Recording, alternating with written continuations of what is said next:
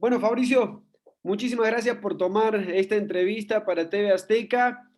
No sé si desde Argentina estás tan al tanto de que de manera recurrente tu nombre aparece particularmente entre los aficionados del Atlas como alguien que recuerda muy bien, sobre todo como figura de liderazgo, de capitanía en el equipo. ¿Te llegan esos comentarios hasta allá? ¿Cómo te va primero? Sí, la verdad que siempre la afición del Atlas me hizo sentir muy bien estando ahí y luego cuando me tocó irme, en cada momento que he estado, ya sea he vuelto a Guadalajara y el afecto me lo han demostrado y también a la distancia siempre un comentario u otro siempre hace de que sepa que hay un club que me quiere mucho y que me respeta, al igual que yo, ¿no? Que quiero mucho al Atlas, quiero mucho a esa ciudad, a la afición, a la fiel que siempre está con nosotros. ¿Qué tan presente tienes tu paso por el equipo? Me decías que el afecto ahí está intacto, sobre todo con la afición, pero ¿qué tan presente, porque te tocó tener una carrera vasta, deportivamente hablando, qué tan presente está el Atlas como una etapa de tu carrera futbolística?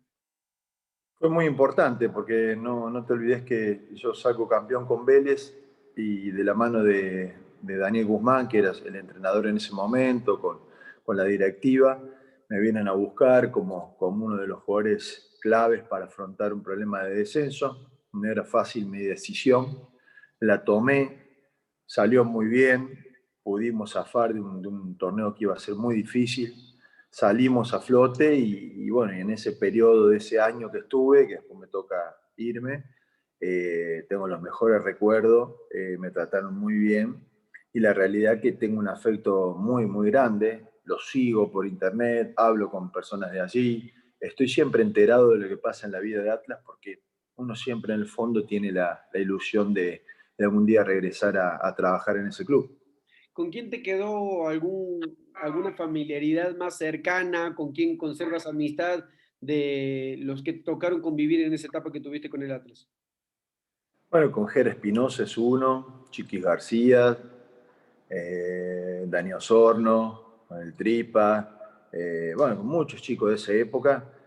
Son chicos que yo los aprecio un montón, los quiero, los respeto, me ayudaron mucho, fueron muy, muy importantes en mi vida, y como así también al cuerpo técnico, ¿no? El Ujú.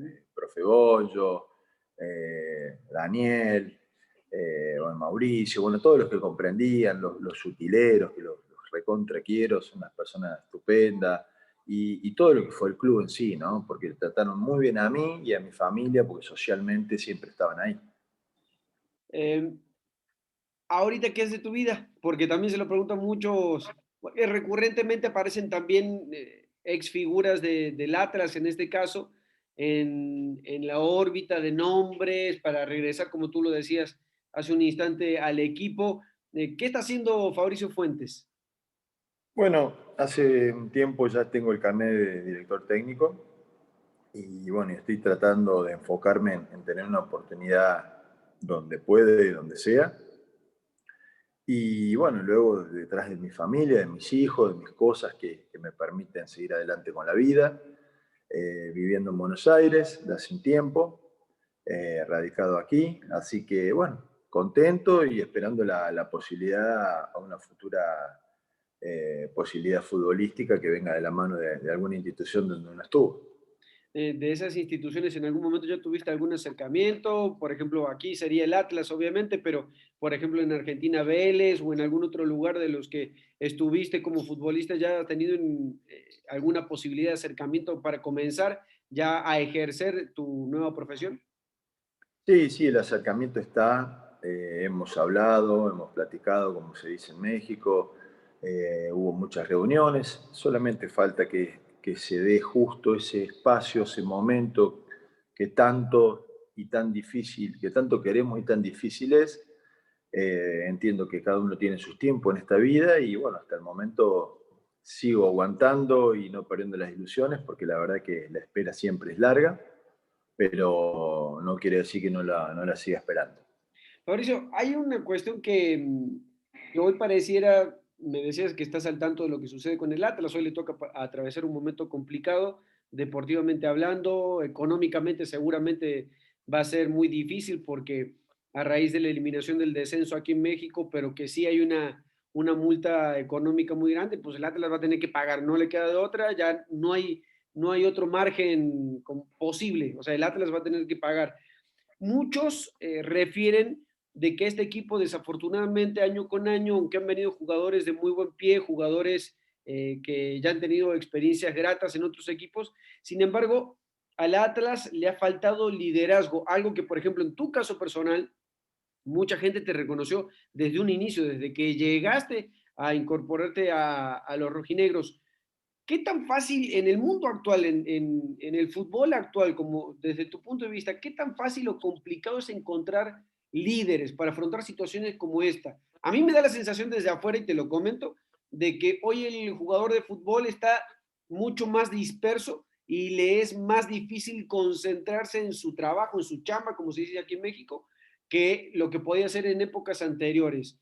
Desde tu punto de vista, ¿por qué crees que se ha hecho tan complicado conseguir líderes?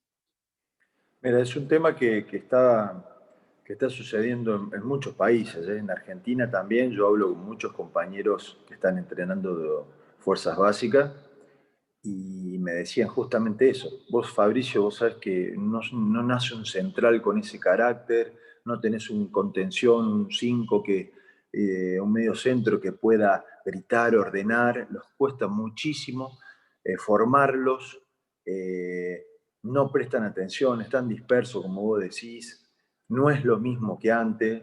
Y yo le decía a mi compañero, mirá, nuestro primer juguete, nuestra primer salida a la diversión después del colegio, de la escuela, era la pelota en el barrio. Se Sí. ha perdido mucho eso. Y encima sumarle la tecnología y todas las redes que ha acercado y ha hecho muy bien en muchas cosas, pero en materia de deporte y más exclusivamente en el fútbol, creo que los ha desconcentrado, los ha dispersado mucho a los chicos. Y después también otra de las claves para mí, hay muchos clubes que no están eligiendo los formadores que tienen que elegir. Yo haría foco, porque lo que vos decís es a nivel mundial ese Ujú. problema. Yo buscaría un integrante de fuerzas básicas que tenga ese perfil o que haya tenido ese perfil como jugador y que se lo manifieste a los jugadores y que aprendan. Después elegiría uno de buen pie para todo lo que es el área de técnica y yo buscaría otro que era el que le hacía bien al grupo, o sea, mezclar diferentes experiencias ya pasadas al servicio de las fuerzas básicas de hoy. Ujú. Es una mezcla de cosas, pero principalmente yo hago hincapié en que los chicos hoy están muy dispersos y su primero y segundo y tercer juguete hasta los 10 12 años ya no es más la pelota y eso es algo grave porque ahí es donde se aprende el amor, el liderazgo, la lucha entre los compañeritos en el barrio, la lucha bien dicha, ¿no? La lucha Ujú. de ganar y perder y somos todos amigos. Yo creo que ha decaído un poco por eso. Y sobre todo porque en situaciones apremiantes parece que en muchos lugares, y el Atlas no es la excepción en eso, cuesta encontrar quien levante la mano y que diga, ¿saben qué? O sea, a lo mejor esto no lo vamos a sacar con la mejor disposición táctica ni con toda la técnica del mundo, lo vamos a sacar adelante con otra cosa. Y desafortunadamente, probablemente por lo que acabas de decir, eso no se enseña y por ende no se encuentra. Sí, mucho de lo del liderazgo nacen en los jugadores, pero previo a eso hay una formación indirecta.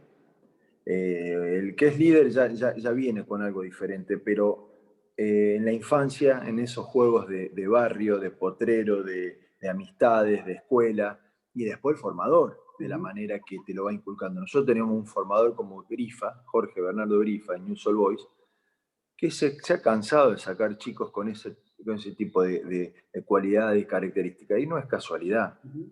Yo creo que la persona elegía muy bien a sus colaboradores y te iba informando de cómo era esto, de ser una persona preocupada, un buen compañero, un profesional o un semiprofesional o un futbolista de fuerzas básicas extremadamente responsable, que luego pasas indirecta o directamente a ser líder por todo eso que vas aprendiendo y absorbiendo. Sí, porque por ejemplo, y recuerdo tu etapa cuando estuviste aquí en el Atlas y también quizás porque coincidió en otra etapa profesional tuya, pero por ejemplo, hoy vemos, y no solamente le sucede al Atlas, ha sucedido también con Chivas, aquí en Guadalajara, particularmente aquí en Guadalajara, de que futbolistas de grandísimo talento, que han tenido etapas súper buenas, deportivamente hablando, en otros equipos, no sé si el contexto de Guadalajara, y hacia allá mi pregunta, si el contexto de Guadalajara les puede jugar en contra, una ciudad tan linda, agradable para vivir, pero también con tantísimas distracciones y donde además las aficiones y los clubes apapachan o sobreprotegen a los futbolistas y hoy no lo están asimilando de la mejor manera porque hoy vemos futbolistas que llegan aquí en gran número, insisto, con un talento ya demostrado, llegan aquí y parece que le cambiaron el chip. O sea, en algún lugar del trayecto a Guadalajara se les perdió el chip que traía y por el cual los contrataron. ¿En tu etapa pasaba algo como eso o lo veías aquí en el ámbito futbolístico de Guadalajara? Decir, híjole, esta ciudad tiene demasiadas tentaciones para un futbolista que quiera trascender. Yo lo que he visto es que en los últimos años la gran diferencia a cuando yo estuve en mi primer proceso, por sobre todo en el 2006, 2005, perdón, en esa etapa Atlas o Chivas tenían muchos jugadores formados en el club que sabían muy bien lo que era querer la playera, lo que era respetar la playera, lo que era respetar la institución, ya venían con los amores de los colores en su corazón desde muy chiquito y mezclaban siempre con tres o cuatro jugadores de renombre o de experiencia o de cartel, como lo quieras llamar, en el cual se ensamblaba un poco y ahí entre los líderes y los jóvenes que venían con ese amor tan grande por el club, hacían buenas historias individuales y en el equipo. Yo lo que veo últimamente, que principalmente en Atlas, porque no estoy muy al tanto de Chivas, el Atlas ha incorporado mucho, ha invertido mucho y ha dejado ese plus que tenía del recambio o de ensamblar jóvenes nacidos de la cantera de Atlas. Yo creo que se ha perdido un poco. Y muchos jugadores que vienen desde afuera, con muchísimos grandes sueldos, con una ciudad tan linda como vos dijiste en Guadalajara, con tantas distracciones que tenés para disfrutar la vida ahí, es muy factible que estés jugándole en contra en el presente y desde hace 3 4 años a la cuenta en la responsabilidad o en la talla que tengan que dar los jugadores que llegan contratados justamente para eso, ¿no? Para dar ese salto de calidad. Y fíjate, o sea, que a pesar de la diferencia del origen, por ejemplo, en tu caso, que fuiste, ocupaste un lugar de eso, de lo que decía, un jugador de renombre que llegaba para apuntalar el equipo en una función en específica. Sin embargo, tu análisis, tu primer análisis de lo que es el presente de los futbolistas aquí en México, particularmente aquí en Guadalajara con el Atlas, coincide con lo que dicen también los jugadores surgidos de la cantera, porque ha hablado también con otros, con ex compañeros tuyos, en su momento con el Jerry Espinosa, también lo hice con Daniel Osorno, con quien tengo una buena amistad, y el análisis, el diagnóstico no cambia, es el mismo. Ellos que son formados en la cantera ven exactamente lo mismo que ahorita me está comentando. Sí, sí, porque la línea política de Atlas cambió. Entró un grupo muy fuerte en lo económico y con grandes éxitos. Ya vienen demostrando que ese grupo en otros equipos, en otras instituciones les fue extremadamente bien. Sí, Es muy llamativo, teniendo ya una fórmula del éxito, de contratar, de traer, de saber cómo es esto, que no hayan tenido la suerte de capitalizarlo en Guadalajara. Es algo muy cierto y raro, ¿no? Y una de las cosas que uno, habiendo visto las dos versiones, creo que puede ser el ensamble ese que sea necesario y por ahí bajarle a menos figuras, a menos estrellas y mechar entre más gente de surgido de la cantera con los grandes jugadores que tengan que traer para aportarle el máximo a este equipo. Pero lo que sí es cierto que el grupo que está comandando Atlas ya tiene una, una larga experiencia en el fútbol mexicano y con grandes éxitos, con lo cual es muy difícil dar una opinión muy certera. Fabri, te llevo a un ámbito general, ya que te ha tocado conocer el fútbol argentino muy bien y el fútbol mexicano también. Yo desde que llevo aquí, ya voy para 16 años, escucho mucho hablar de los progresos, pero también de los estigmas que hay alrededor del fútbol mexicano.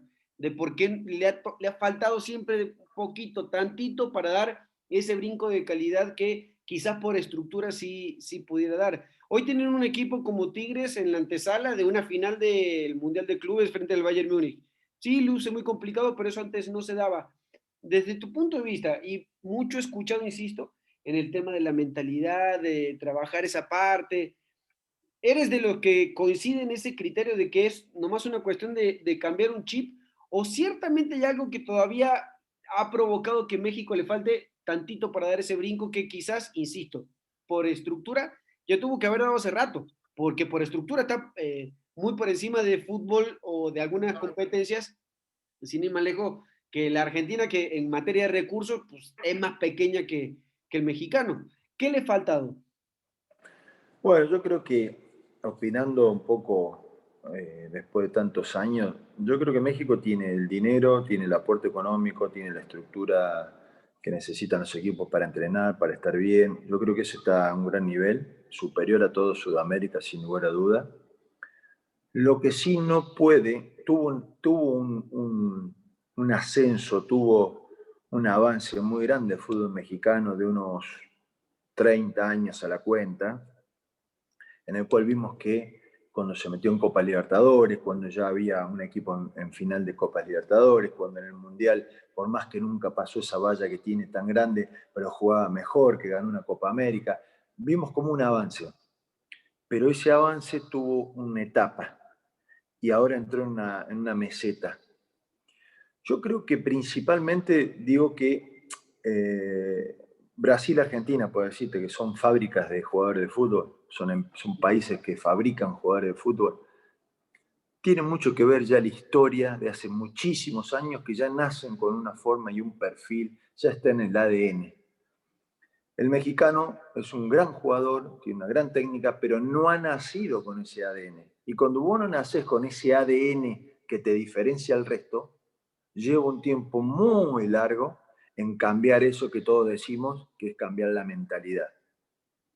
Ese ADN va a llevar muchísimo tiempo más y difícil de que a lo mejor lo consigan, ¿eh? Ujú. Pero yo creo que pasa un poco por ahí, por lo que uno ya viene corriendo en la sangre de tanta historia que tiene un país y otro, futbolísticamente hablando, pero con características diferentes dentro de lo que es un jugador de fútbol. Yo creo que lo puede lograr, pero tiene todavía mucho trabajo.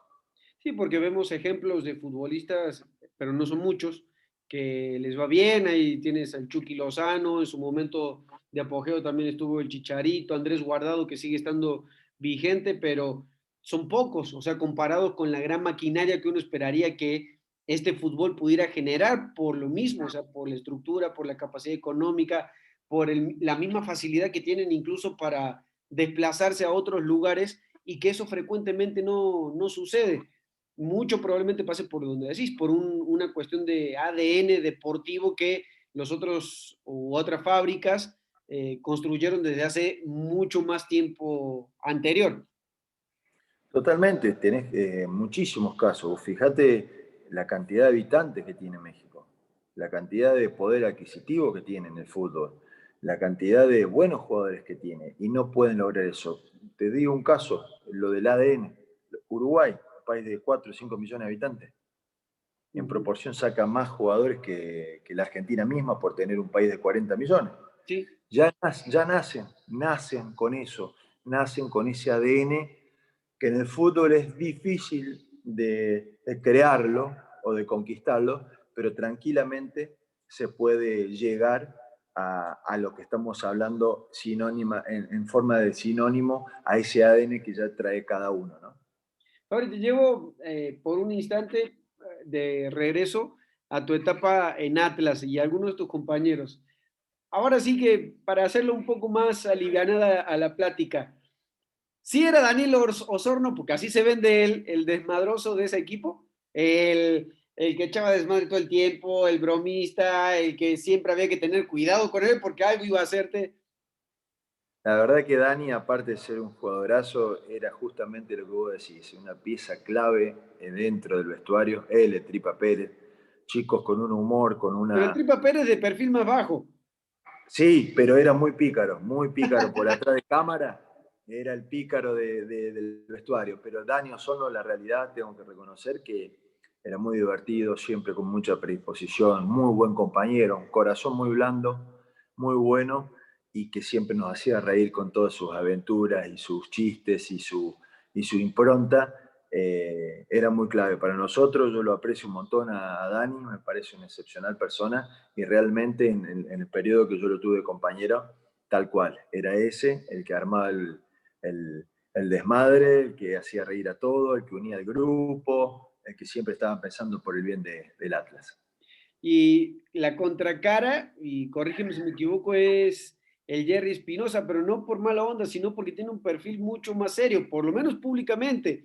Y de hecho, como entrenador, pues ahí la lleva, o sea, tuvo su oportunidad con el Atlas, parecía que pintaba bien el asunto, quizás se trató de consolidar algo de manera prematura, lo regresaron a una instancia inferior, está ahora en la Liga de Expansión, pero con muy buenos resultados, acaba de ser campeón. Sí ya se vislumbraba en él particularmente un tipo de, este va a ser más analítico, más serio, más posiblemente ecuánime que otros futbolistas.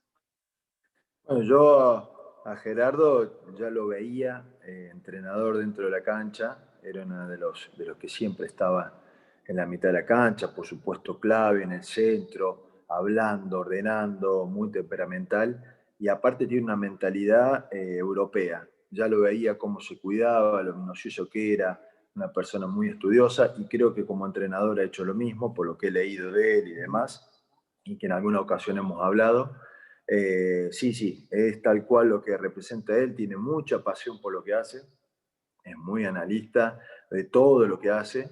Es la impresión, ¿no?, que me da, porque todo vamos cambiando, pero me quedó esa gran impresión de ser un chico que busca superarse día a día, y eso es muy importante para el fútbol mexicano, que haya muchas personas, tanto en el lado como jugador o en el lado de entrenador, que quieran superarse y que no queden cómodos a esa gran estructura económica y de organización y de instalaciones que tiene, que muchas veces por ahí puede confundir a todos los que componen el fútbol mexicano.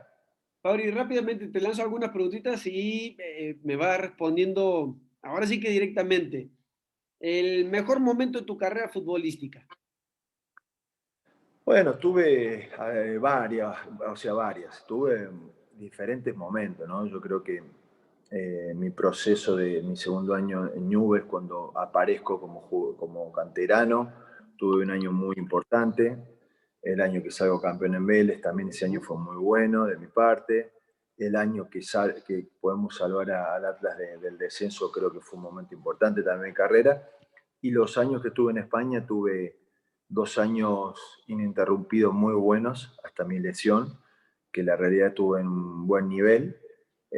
Pero siempre yo creo que han sido momentos muy puntuales, no he mantenido una regularidad de decirte 10 años, bueno, sería un mentiroso decirte eso, pero sí semestres, momentos con cada playera que he vestido, que he defendido. Siempre tenés ahí una etapa en la cual vos rescatás como que te sentiste que estabas muy bien. Tu peor momento. Peor momento cuando regreso ya con todo el lastre de mi fútbol encima, mis 35 años, después de una lesión grave que tuve en España. Me costaba cada entrenamiento muchísimo, estaba muy mermado físicamente, me dolía mucho, se me hinchaba, tuve muchos problemas. Vuelvo a Newell, el club donde me formé, y me costó la verdad muchísimo adaptarme al fútbol argentino, con mucha velocidad, con muchos jóvenes. Mi rodilla no reaccionaba, se me hinchaba. Yo creo que ese fue uno de los peores momentos, porque me quería retirar bien del fútbol y quizás no lo hice de la mejor manera porque físicamente no estaba. La mejor ciudad que conociste o que te tocó vivir. Sin lugar a duda, Guadalajara. Es una cosa que a la familia le encanta, tenemos hermosos recuerdos. Volví en el 2017 y la verdad que está cada vez más lindo, mucho para distraerse, mucho para disfrutar, que era lo que vos decías, y la realidad que le he pasado tan bien que te diría que es una de las ciudades predilectas. Me gusta mucho Miami, me gusta mucho Buenos Aires, pero Guadalajara lo tenemos siempre ahí en el corazoncito, porque nos ha gustado mucho su clima, su gente, todo lo que concierta a Guadalajara siempre nos gustó. un momento que quisieras volver a vivir. Y volver a estar en la cancha, como entrenador, como ayudante de campo, como manager, estar pegado al césped, hablándole a los jugadores, aconsejándolo, tratando de solucionar problemas, tratando de vivir momentos felices, de alegres, de triunfo, de cosas que uno pueda conseguir. Yo creo que eso sería lo ideal para mí. De la comida mexicana, ¿con qué te quedaste y qué extrañas? Bueno, los tacos y las tartas ahogadas. Extraño el clima, extraño ir con mi familia a la alberca del club, donde nos quedábamos toda la tarde ahí cuando se podía, las amistades que uno dejó, en lo gastronómico, bueno, muchas cosas ricas. La verdad que todo cierra para decirte que ha sido inolvidable esos años.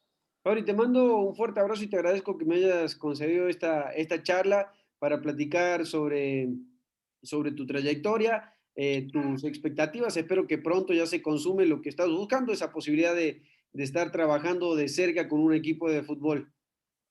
Bueno, te agradezco a vos por recordar mi persona.